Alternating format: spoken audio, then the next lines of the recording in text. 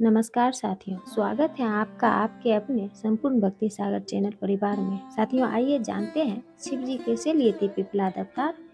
हिंदू धर्म में अनेकों महान ऋषियों का उल्लेख मिलता है। इन्हीं में से एक थे ऋषि दधीचि। ऋषि दधीचि महान शिव भक्त थे, साथ ही इन्हें दानवीरों में सबसे सर्वश्रेष्ठ माना जाता है।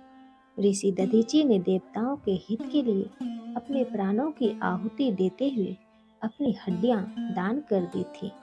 आइए जानते हैं इस रोचक कथा के बारे में। ऋषि दधीचि महान एवं तपस्वी ऋषि अर्थर्वा और उनकी पत्नी शांति के पुत्र थे। ऋषि दधीचि भगवान शिव के उपासक होने के साथ साथ अत्यंत तेजवान और विद्वान थे। पौराणिक कथा के अनुसार एक बार गुरु बृहस्पति देवराज इंद्र से नाराज हो गए। इंद्रदेव को अपने यज्ञ के लिए पुरोहित की जरूरत थी।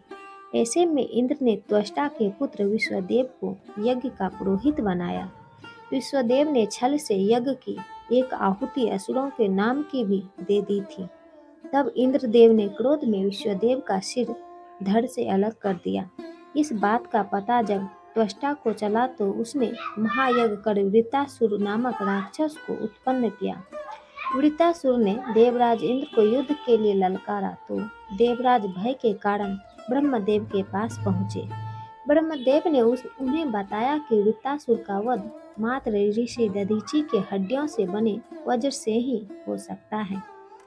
साथियों, संपूर्ण भक्ति सागर चैनल पर यदि आप पहली बार आए हैं तो चैनल को सब्सक्राइब कर लें, पूरा वीडियो जरूर देखें।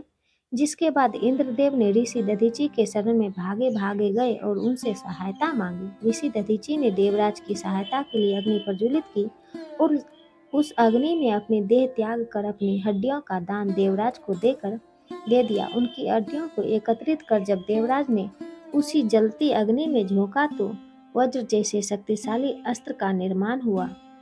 यह अस्त्र वज्र यानी कि हड्डियों से बना था। इसी कारण से इसका नाम वज्रास्त्र पड़ा और इस दिव्य एवं परम शक्तिशाली अस्त्र के स्वामी देवराज इंद्र बने।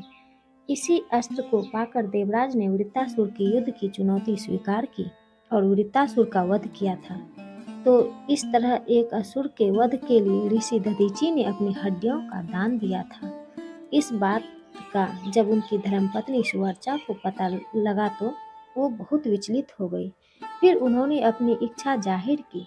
उन्हें भी अपने स्वामी के साथ सती होना है। महर्षि की पत्नी सुवर्चा उस वक्त गर्भवती थी। उनके ऐसा कहने पर आकाशवाणी हुई कि सुवर्चा के गर्भ में ही महर्षि दधीचि के शंकर अवतार का जन्म होगा। ऐसा सुनने के बाद माता सुवर्चा रुक गई, लेकिन अपने पुत्र के जन्म के बाद वो सती हो गई। जन्म के बाद उस बालक का नाम पड़ा ऋषि पिपलाद। इस बालक का जन्म पीपल के पेड़ के नीचे ही हुआ था और वो इसी पेड़ के फल खाकर बड़े हुए थे। अपने बचपन में ही अपने माता पिता के सुख से वंचित होने के कारण ऋषि पिपलाद को बहुत कष्टों का सामना करना पड़ा। ऋषि ने कठोर तप किया और अपने तप लग्न से भगवान शिव से वरदान प्राप्त किया। भगवान महादेव से उन्हें ब्रह्मदंड का वरदान मिला।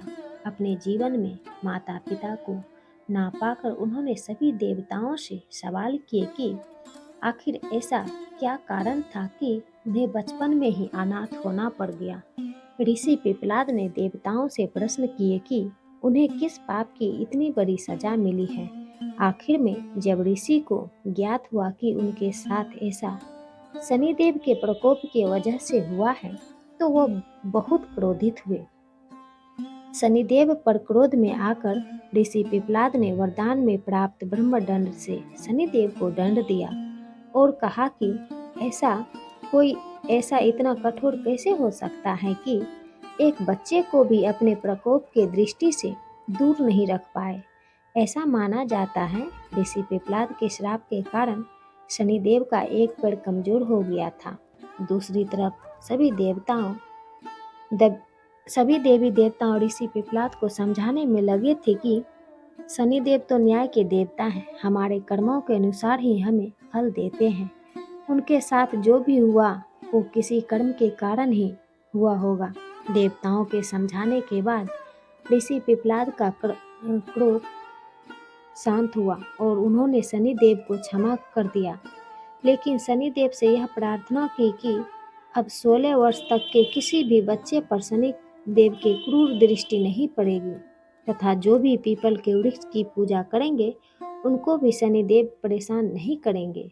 तब से ही ऐसी मान्यता है कि बच्चों पर शनि की साढ़े साथी और ढैया का असर नहीं होता है। पीपल के वृक्ष की पूजा करने वालों को शनिदेव के प्रकोप से राहत मिलती है। साथियों, संपूर्ण भक्ति सागर चैनल पर यदि आप पहली बार आए हैं तो चैनल को सब्सक्राइब कर लीजिए, वीडियो को पूरा अवश्य देखिए।